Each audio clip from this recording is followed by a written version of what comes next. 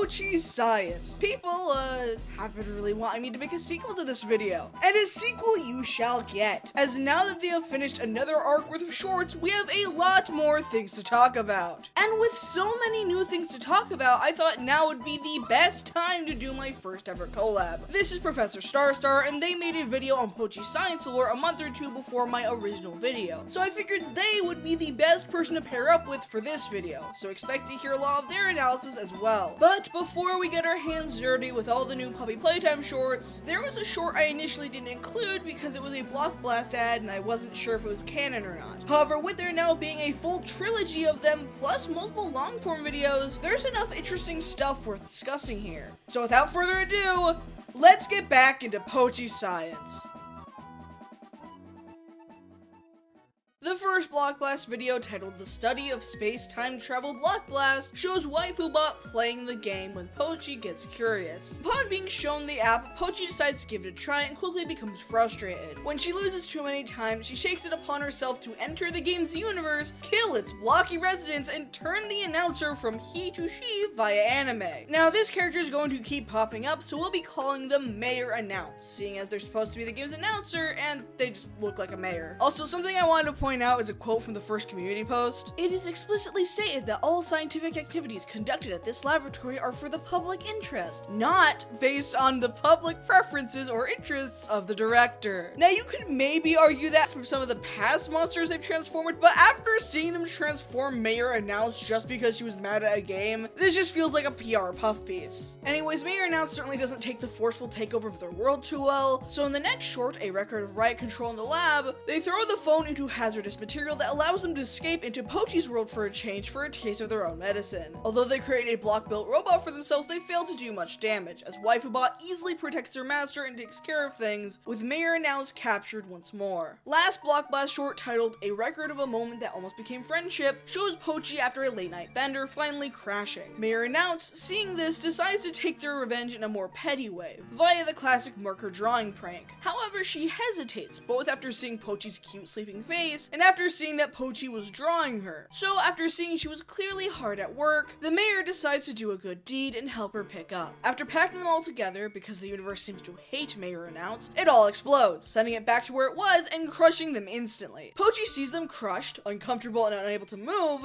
and decides to play Block Blast. Cool! On a side note, this shot actually proves that Pochi probably isn't human. If we take a look at the shot in the beginning with all the energy drinks, we can see there are 4 Monster energy drinks and 3 Red Bulls. Just to be charitable though, let's say that one of the 4 monsters were just opened recently and haven't been drank yet, meaning we have 3 monsters and 3 Red Bulls. Assuming these are the average monster can, that being a 24-ounce can of the green energy flavor shown here, according to Monster's website, each can has 160 milligrams of caffeine. So far, bringing us up to 480 milligrams. The Red Bulls, according to our image, appear to be slightly smaller than the monster cans. So being charitable, let's assume that these are 12-ounce cans rather than the traditional 16-ounce. A 12-ounce Red Bull can contains 110 milligrams of caffeine per can, or 330 for all 3. If we count these two together, we get a minimum of 810 milligrams of caffeine. Now let's put that into perspective. According to the FDA, the average adult drinks 400 milligrams of caffeine. Pochi, of whom is the height of a child, is drinking over double that in one sitting, not interspersed throughout the day, and all being packed into half the mass. 600 milligrams of caffeine is generally considered unhealthy and puts you in the danger zone for future heart attacks. Pochi, of whom again is half the size and poundage of these adults, is drinking over 200 milligrams more in this shot alone. We have no idea if there's more under the desk or on the table. And we're also assuming that these Red Bulls aren't just smaller because of perspective, and that this monster was just opened and not drank out of whatsoever. If it was drank, that's another 160 milligrams of caffeine on top of our calculations. And despite that,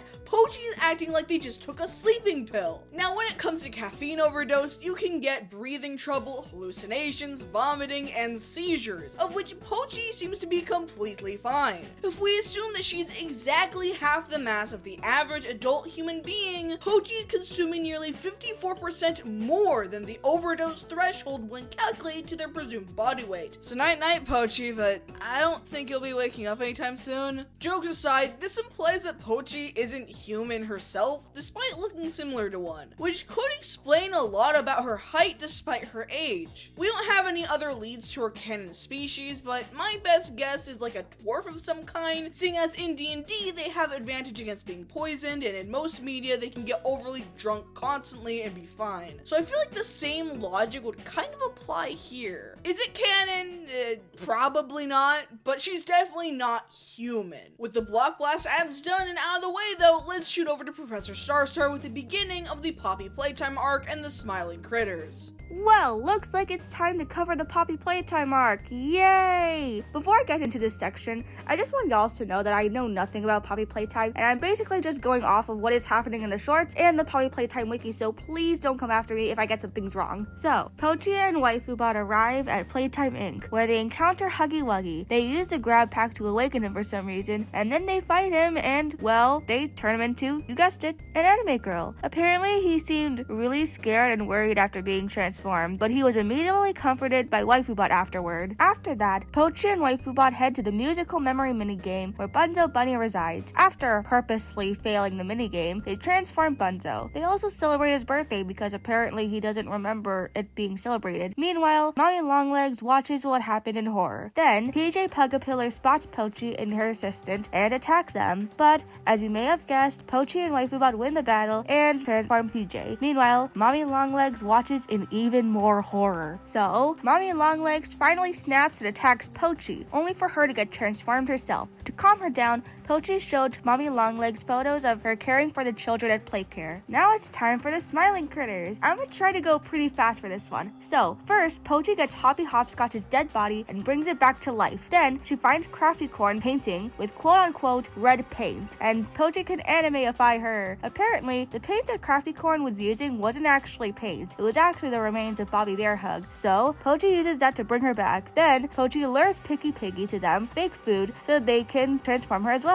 Apparently, Picky ate Kickin' Chicken and Bubba Bubba Fint, so to restore them as well, they basically take them both out of her system through blood and vomit. Something that Spice pointed out to me was that it was kind of weird that Pochi could literally just transform Kickin' and Bubba from basically just sludge, but for Hoppy, they had to use her dead body. Well, they could have just taken some of her blood from her and used that, which honestly is a good point. Originally, I thought that maybe Pochi wanted to see if maybe it was possible to bring dead characters back to life, but thinking about it now, I'm pretty sure that probably wasn't her intention. Continuing on to Miss Delight, once Pochi and Co find her, they utilize the monster eyes from Roblox doors, which is interesting as Pochi never turned eyes into an anime girl back in the doors arc. This implies that either they were turned off screen and reverted back to help here, or Pochi deemed the entity harmless. And yet the Smurf cat and some random announcer are both dangerous enough to be turned according to past shorts. Looking at it seems to physically hurt Miss Delight, which we can tell both from these hearts at the bottom and the fact they're physically flinching, and like shown in the past, once they're damaged enough, then they're converted with Animexia. The short ends with her being forced back into the position of teacher, now having to care for the army of Smiling Critters and other Playtime army girls. It is also stated in the community tab that she attempted to escape due to the other critters' uncontrolled behavior, though it's implied that she was forced to stay. Something very interesting I noticed is we've been shown rather frequently that Animexia is capable of healing wounds, even to an impossible extent. By that logic, this crack in her head should be fixed by the Animexia, right? But it doesn't. It's still very present in her anime design. Even weirder, it changes the injury in some parts. Here you can see that clearly goes all the way down to Miss Delight's bottom lip, but in her redesign it only goes up to their eyes, ending in a mask-like pattern. But even weirder, Miss Delight's cheek becomes cracked to their left, when beforehand her cheek was completely fine. It doesn't come up later, but another thing of note is that for only a few frames when Seek is given the okay to unveil the eyes, Pochi is given bags under her eyes despite not having any a second prior. It seems too similar to that Block Blast commercial to be incidental, but the Block Blast commercial where she looks like that is a few shorts after, so I can't say that it's from that. So I just thought that maybe I should point this one out, seeing as it stuck out to me. Onto Dogday, we see a dreamlike scene Dogday is having about his friends. The sky is eerily pitch black as Dogday hops across the field over to see his friends in the distance. However, behind them, Catnap, leaking darkness from his eyes, shreds them to paste. It's revealed that Dogday is undergoing a surgery. Pochi, after having reconstructed his other half and sewing it back onto him, they're pulsed with Animexia, bringing them back from the brink. With that, they're a-okay and are fully able to reunite with their friends. The community post confirms that this is in fact a reconstruction, not his old other half, though there's also some interesting things to note here that imply Dogday to be very different from past experiments. Now we know both from the actual game and from the nature of the short in general that Dogday is the rare example of someone being treated with Animexia that isn't being seen as a threat to Pochi Labs, as Dogday doesn't kill the player willingly in the original game, and here they're being treated solely as a patient, which makes it all the more interesting when you realize on the community page for Dogday that they refer to as subject PP12, in reference to being the 12th Puppy Playtime character taken in. But if you scroll up to our next and final subject given a log, Catnap is also referred to as PP12. Initially, I thought this was just an error, but if you scroll down, you'll find that they only started numbering recently. It's odd to forget so soon given they just started doing this, right? Given Dogday's special circumstances of being one of the few harmless monsters, and given Dogday's general positive experience with Pochi, I think Dogday was let go as a subject, allowed to live in either form of his choosing. I don't know if the method of Animexia intake was different enough to avoid the brainwashing effect we theorized last video, or if maybe they were given something else, but all things considered, Dogday might have been let free after their arc, or if they chose to stay with their friends, upgraded from subject to worker like Red was. Now we're on to the finale, featuring a full 4 shorts for one character, the highest amount of shorts any character has needed to this day. As we start this short, we again see Pochi having eye bags before they are attacked from behind. Waifubot and Catnap get in a fierce battle, both constantly blocking and dodging blows, but when Catnap finally gets a hit in, Dogday appears. When teamwork proves too frustrating to fight through, Catnap pogs at us before spewing their patented red smoke. Second short, Dogday quickly puts on a mask so them and Waifubot, who has no lungs, can keep up the fight. Pochi, seemingly unaffected by the gas, begins converting the substance while the other two protect her, inserting it into a pod so that Waifubot can use the reverse red smoke against Catnap. The smoke seems to force him into reliving his trauma with Playtime Co. of being Theodore Grambel and trying to escape with the prototype using the green hand, only to be electrocuted to near death and saved by the prototype. During this reliving, Huggy hugs them, disrupting the vision into one where Huggy helps them instead, resulting in Catnap's recollection and regret for the killings of the smiling critters. This gives Pochi the opportunity to shoot them with the Animexia gun, turning them into an anime girl and accepting them into the group. With that done, things seem pretty good, but I want to mention another interesting detail in the community tab. We already talked about the subject number, but what I want to talk about is a particular quote in the log, in reference to Catnap getting shot with the gas. Witnessing this, the remaining smiling critters decide to forgive Catnap. Despite some members having been severely harmed by Catnap in the past, they welcomed it back as a colleague with minimal delay. This is believed to reflect the strength of childlike innocence surpassing past hatred. Huh? You're telling me that they went from this to this in a matter of days all on their own? They can't see the vision this guy is having, so from their perspective, they see this.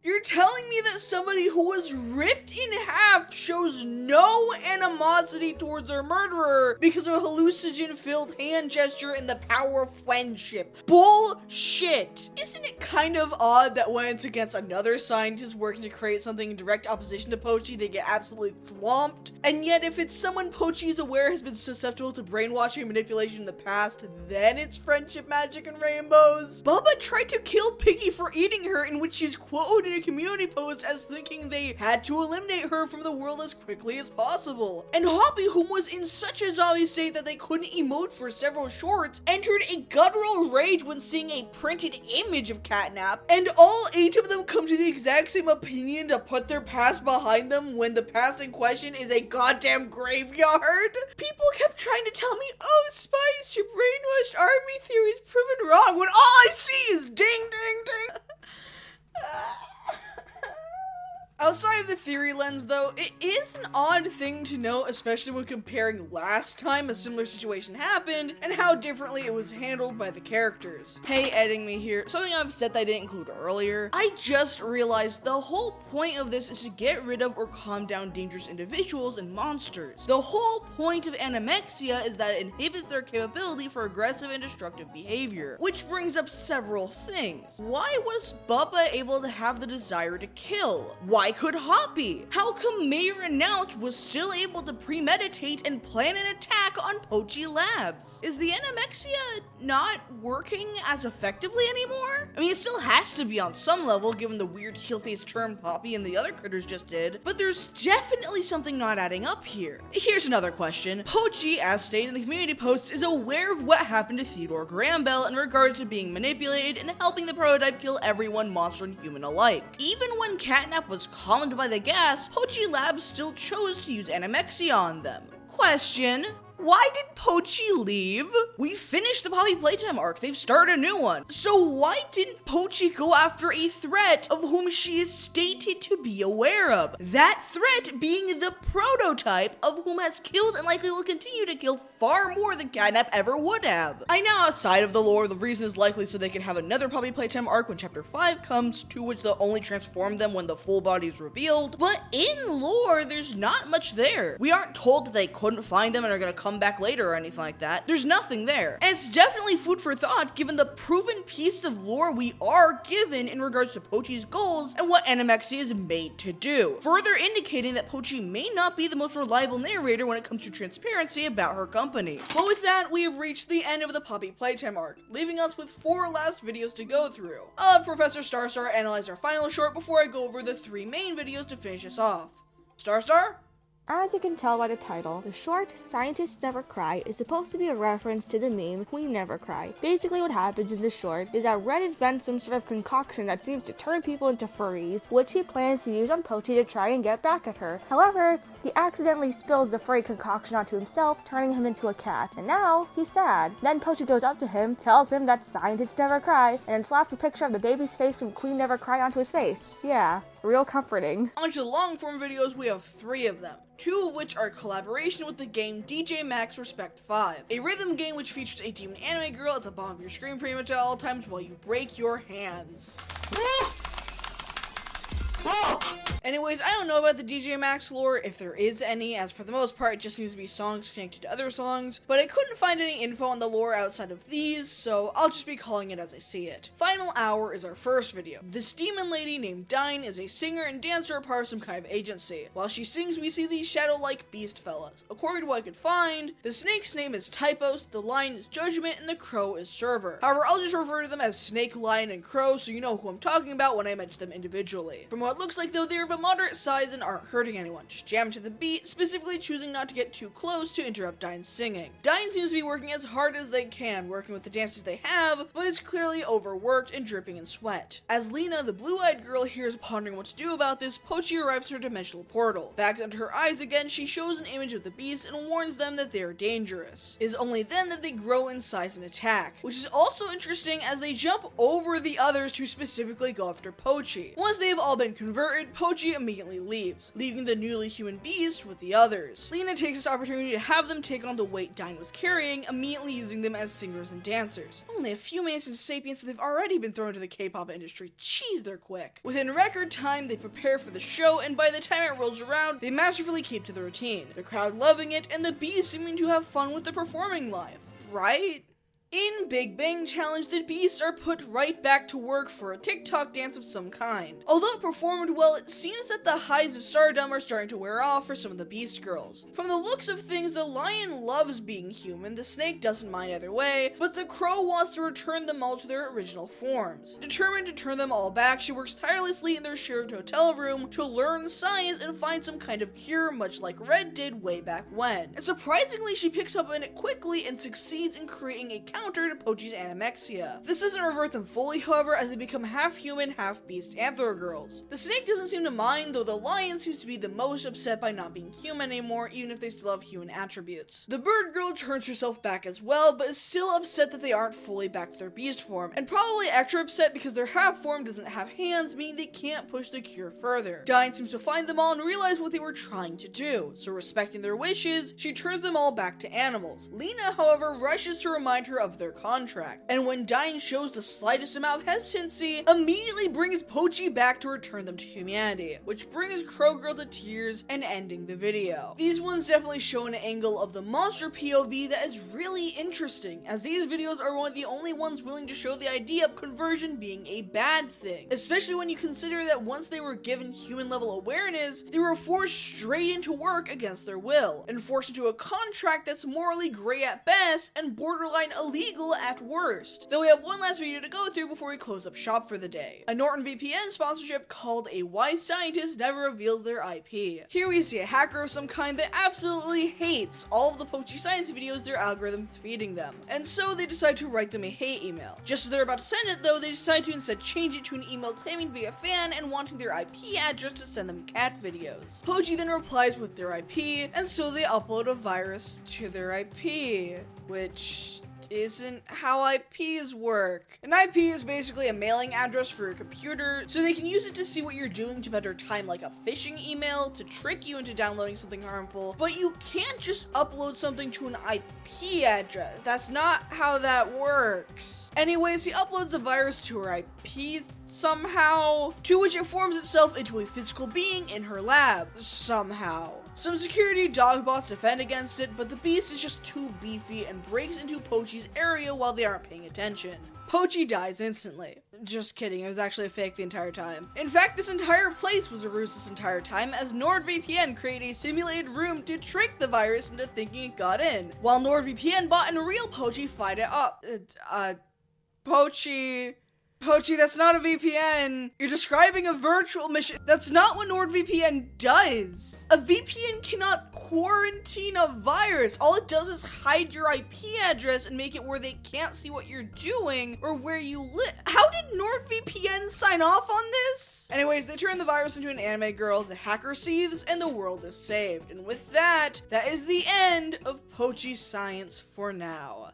Except no, we aren't, because during the creation of this video, they released a brand new short with a new game. It doesn't have anything extremely noteworthy, but it does begin a new arc, starting with Pebble from Dandy's World. I don't know if there's anything interesting to note relating to Dandy's World, since I haven't looked into the lore or played the games, but from what I do know, any character can become a Twisted, similar to what happened to Pebble here. The character not Twisted here is Poppy, whom also has a Twisted form, and Pochi tends to go through all monsters from a game in their arc, so I think that implies that at some point Poppy might also get anime-fied. So is Pochi just going to Animexia everyone just to be safe and ensure no more Twisteds? Or is everyone going to get infected and then converted into her infection? It's just food for thought. Except nope, we aren't. There's more.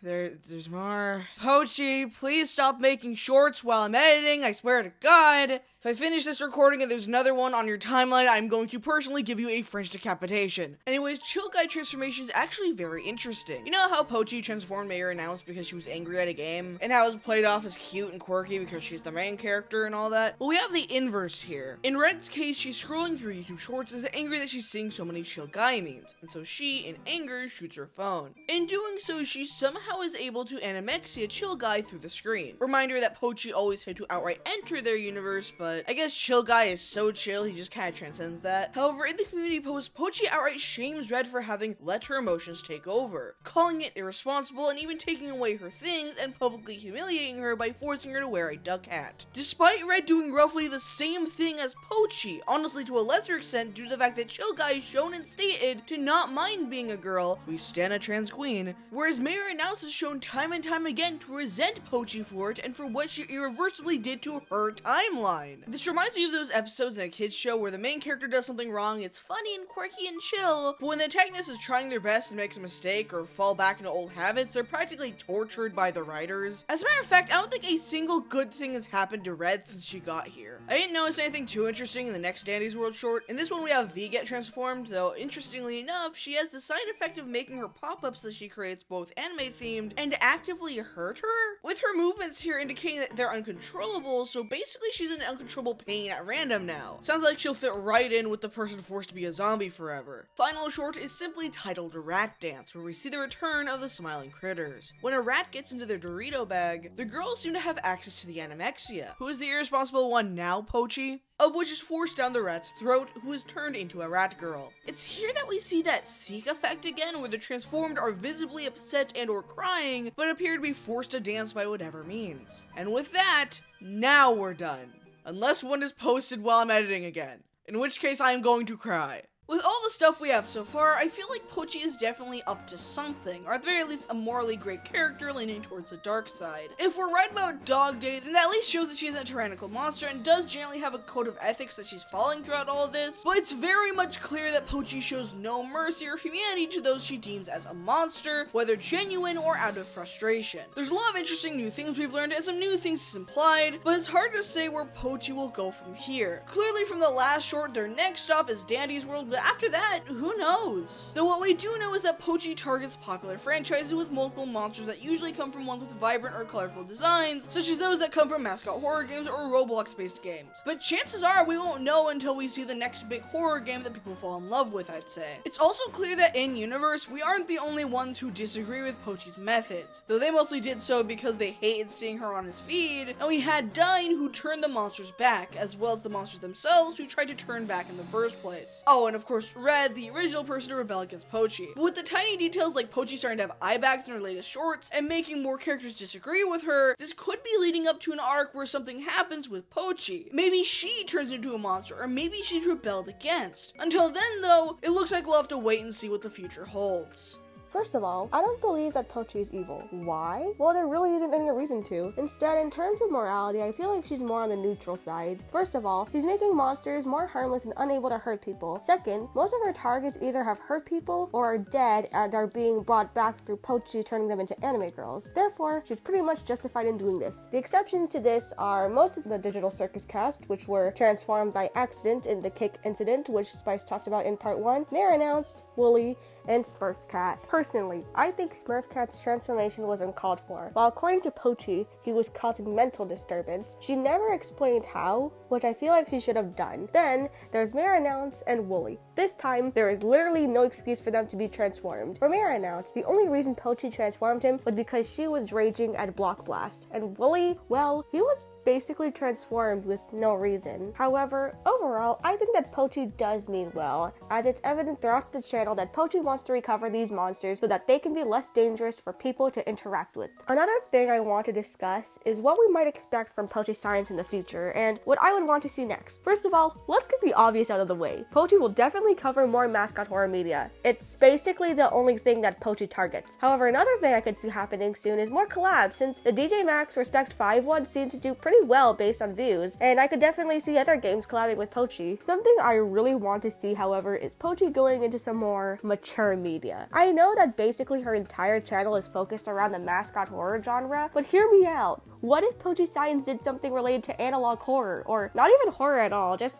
something like Doom Eternal? Why do I want this? Well, it honestly sounds pretty cool. Like, who wouldn't want to see an eldritch horror beyond your comprehension turn into a cute kawaii anime girl? I know I would. Another thing I'd want to see is an arc where nobody gets transformed into an anime girl and we just chill. This channel is basically just one huge crossover episode between mascot horror characters in the form of anime girls, so why not do something with that? We've already kind of seen it with Queen Never Cry and Red's Toothless Dance, so why can't we have more? Besides, all the transformed characters except for the Digital Circus cast and the Amanda the Adventure cast live inside the lab, so it wouldn't be too crazy to have at least one episode with everyone just playing around and having fun.